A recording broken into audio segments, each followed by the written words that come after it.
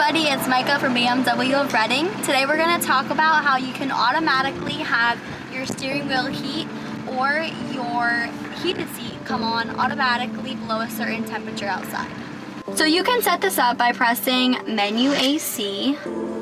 You're going to go to climate control rules, and here's where you can press either the seat heating, you can go down to the steering wheel heating, or during the summer you can do the seat ventilation.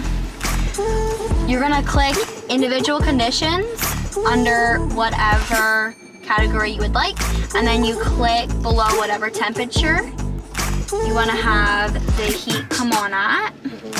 So we'll just do 35, and then you're gonna click the level of heat that you want it to be. So we're gonna do 3. You're gonna do the same thing for steering wheel heat, individual conditions, and then you can click what temperature.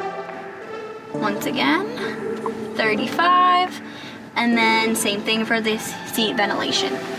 This is a great way to utilize all of the comfort features and functions that your BMW has. Thank you so much for watching.